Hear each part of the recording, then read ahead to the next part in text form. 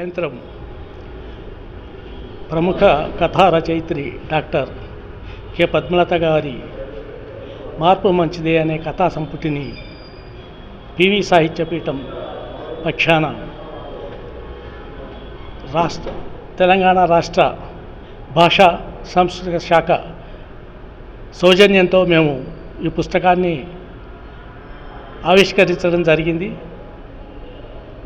Doctor Ambedkar open university vice chancellor గారైన Shri K Sitarama Rao గారు, ప్రముఖ రచయితలు డాక్టర్ కాలువ మల్లయ్య గారు, శ్రీమతి నెల్లుట్ల రమాదేవి గారు, శ్రీ రాజేందర్ రాజు గారు, శ్రీమతి కె ఉమాదేవి గారు, ఇంకా చాలామంది రచయితలు ఈ కార్యక్రమంలో పాల్గొనడం జరిగింది.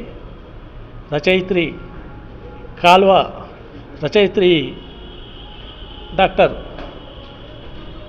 ఆచార్య పద్మలత గారు జనజీవనంలోని అంశాలని తీసుకొని తన కథల్లో వివరించడం జరిగింది. ఒకప్పుడు మహిళలు కొంత వెనుకబడి ఉన్నారు, కానీ ఇప్పుడు మహిళలందరూ అన్ని రంగాల్లోనూ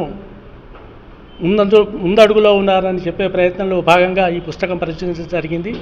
రచయిత్రికి నేను పివి సాహిత్యపీఠం సంస్థ పక్షాన నేను అభినందన తెలియజేస్తున్నాను.